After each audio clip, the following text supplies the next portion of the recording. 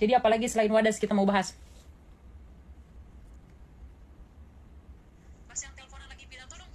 Bahas yang teleponan lagi pidato dong, jangan gitu kan. Tadi sudah dijelaskan kasusnya Kak Fathia sama Bang Haris Azhar aja sampai sekarang belum selesai gitu.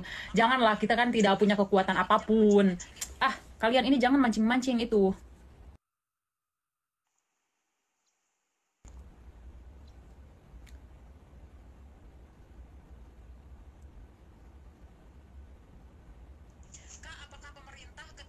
Kak, apakah pemerintah ketika buat proyek tambang memikirkan juga dampaknya? Membuat proyek atau tambang?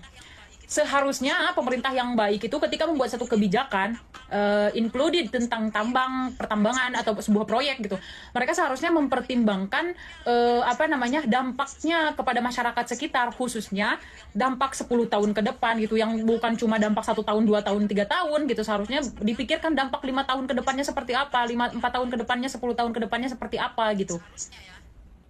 Seharusnya ya.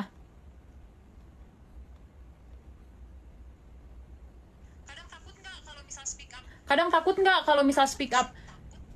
Takut sih, takut. Takutnya gimana nih? Kalau misalkan takut, takut tergantung sih. Makanya akhir-akhir ini agak membatasi itu, bukan karena apa ya, bukan karena udah mendukung salah satu pihak atau apa gitu, menjadi pendukung salah satu pihak atau apa gitu, tapi karena ya memang ternyata sekarang ini banyak banget yang dipidanakan dengan mengkambing hitamkan UU ITE dan sebagainya gitu. Jadi makanya agak kurang bikin VT-nya. Kayaknya baru hari ini deh buat VT yang tiga kali gitu. Biasanya tuh cuma 1 kali, siang malam 1 kali gitu.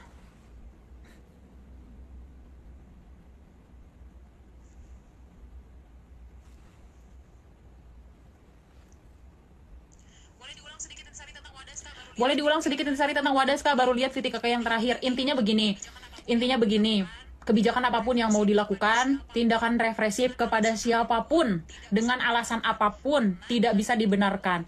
Karena dengan itu mungkin masyarakat Indonesia bisa mengatakan kepada mereka bahwa mereka sedang menggunakan komponen atau alat negara untuk melakukan represif kepada masyarakat untuk menggolkan proyek mereka gitu. Jadi seharusnya jadilah pemimpin atau pejabat pemerintah atau pemangku kebijakan atau aparat penegak hukum yang lebih bijak, yang lebih santun, sehingga presisi yang menjadi tagline dari Polri saat ini, yang di kepemimpinan Pak LSP saat ini gitu, itu akan benar-benar terrealisasikan. Dan menurutku sekarang ini trust kepada pihak aparat penegak hukum itu sedang naik sedikit-sedikit gitu, khususnya di kepolisian karena ketegasan Pak LSP gitu. Tapi dengan adanya seperti ini akan turun lagi. Itu yang harus dipertimbangkan gitu.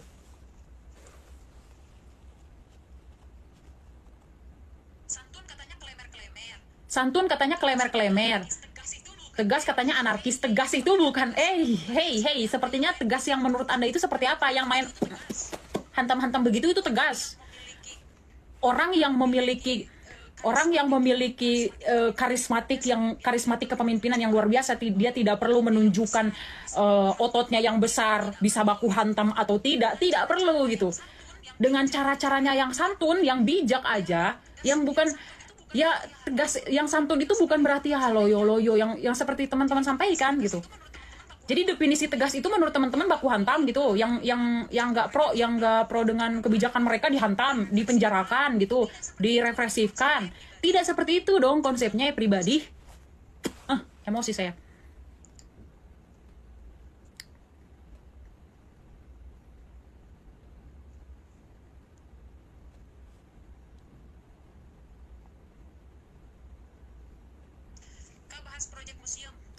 Kak bahas proyek museum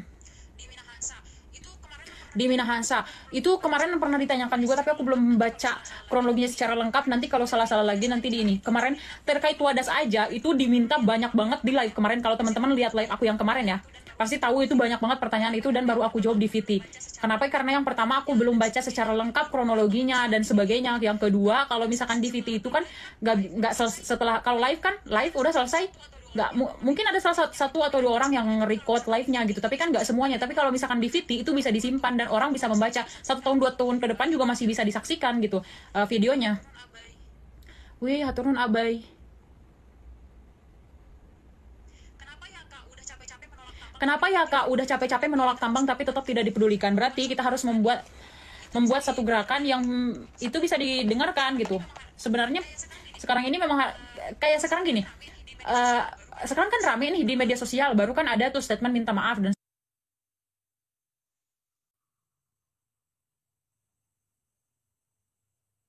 secara tidak langsung tekanan itu datang kepada psikologisnya mereka. Jadi sebenarnya ya tinggal tekan aja melalui media sosial sekarang lah. Kayaknya gitu. Untuk pelaporan segala macam juga kan teman-teman menyadari sendiri.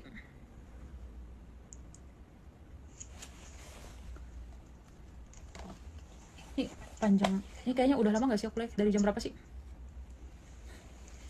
Iya, kayak beda loh antara tegas dengan kekerasan, beda. Tegas itu tidak perlu kalian baku hantam. Untuk kalian menjadi orang yang tegas, yang kalian yang santun, yang kalian yang bijak, itu yang bijak dalam menyikapi permasalahan, itu tidak perlu kalian baku hantam dengan orang.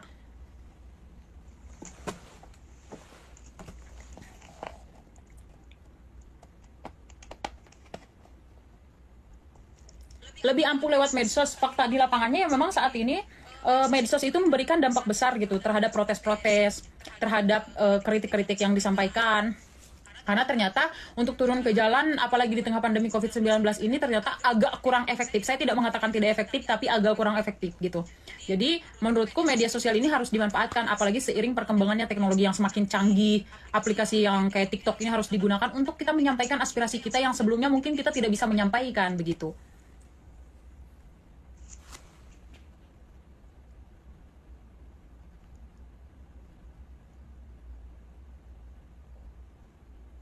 Tapi banyak juga hoax di medsos.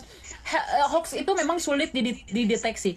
Nih, menurutku hoax itu ada beberapa. Yang pertama, hoax yang diciptakan oleh salah satu orang kepada salah satu kelompok atau salah satu pihak atau salah satu individu.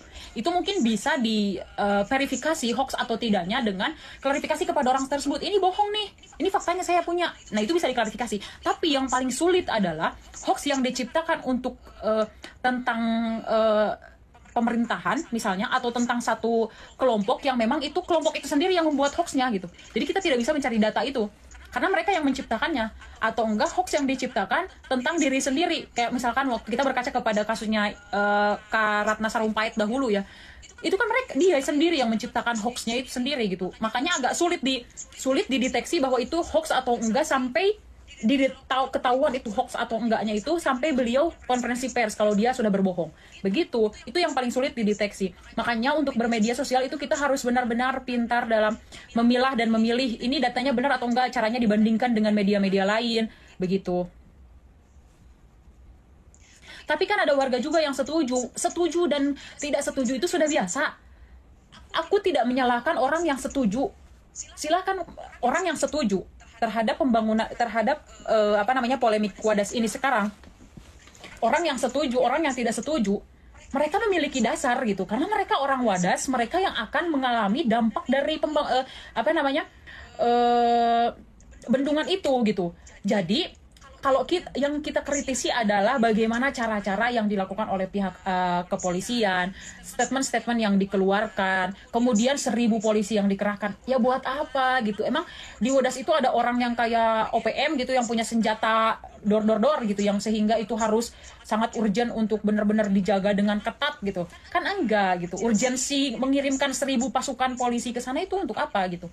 Itu kan yang dikritisi.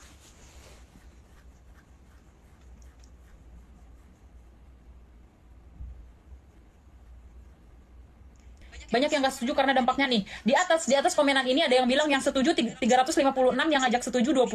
Oke, tapi yang aku lihat di media sosial yang setuju cuma 3 orang, 1 cewek, 2 cowok. Mungkin kalau misalkan teman-teman ada lagi yang setuju gitu videonya yang memang itu bisa disaksikan oleh orang-orang banyak gitu yang memiliki data jelas dan itu orang Wadas asli gitu. Ya silahkan tunjukkan, tapi saya yang melihat di media sosial gitu.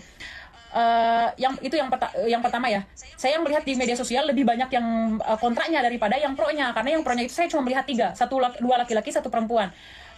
Kemudian selain itu logikanya, kalau cuma hanya ada 25 yang tidak setuju, ya hanya ada 25 orang yang nggak setuju, kenapa harus ada 1000 polisi yang dikirim? Itu yang pertama. Yang kedua, kalau hanya ada 25 orang yang tidak setuju, kenapa harus ada 60 warga Wadas yang ditahan? Berarti yang ditahan 60 ini salah satunya orang yang setuju, begitu? Ya dasarnya mereka menahan mereka kenapa? Kalau misalkan sudah setuju kenapa harus dipermasalahkan? Logikanya kan seperti itu gitu. Yang kedua ada yang komennya begini.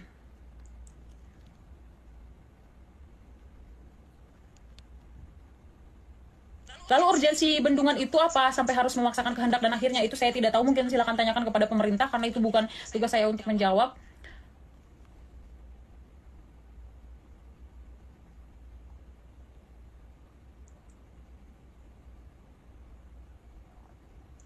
Wait. Polisi mengeluarkan statement cuma 250 orang. Di pemberitaannya, wait, aku kasih ya.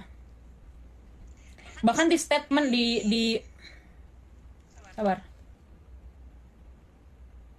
Di salah satu konferensi press release yang dikeluarkan oleh TV oleh Muhammadiyah itu ada dikatakan 1000 polisi nih. Kita lihat dulu ininya. Aku simpen kayaknya tadi. Sabar.